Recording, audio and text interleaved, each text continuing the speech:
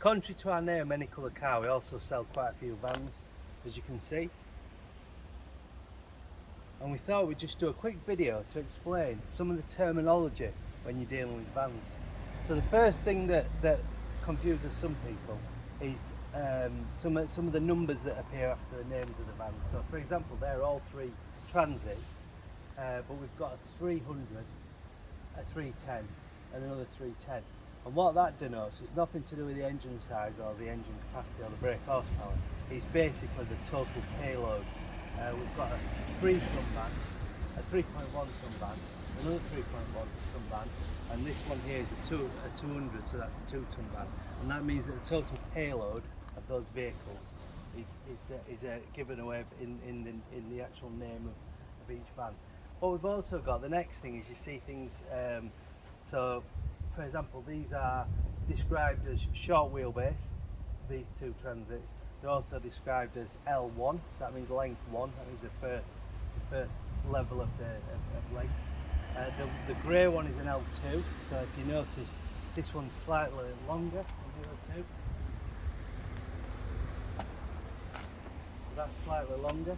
The great thing about an L2 is you've obviously got more storage space, or an L3.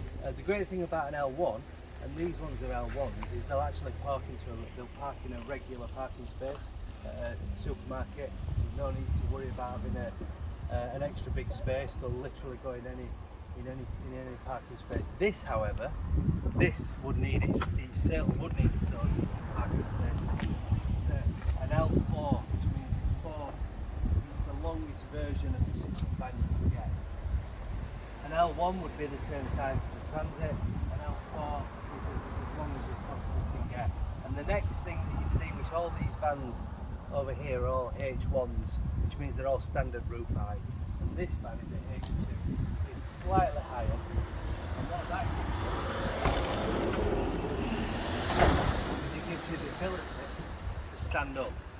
And a H3 will give you standing and even more storage up above. This van has got it's actually got double bulkheads.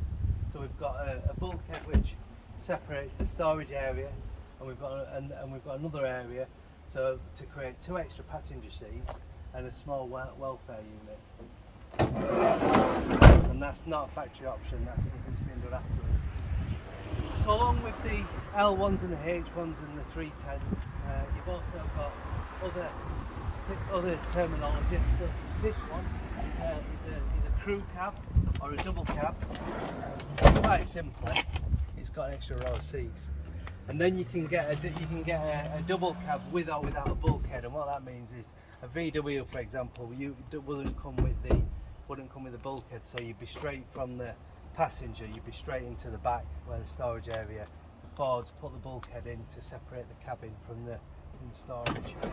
And you see things like you vary the number of doors. So this one's actually got 2 sliding doors, a driver and a passenger door, and the rear doors. And then coming onto the rear, you've got 2 different types of doors, and they both serve a different purpose. So if you want to park in a tight parking space and you want to access your tools, for example, this, what they call a barn door, is probably better because it takes up less space to access the back.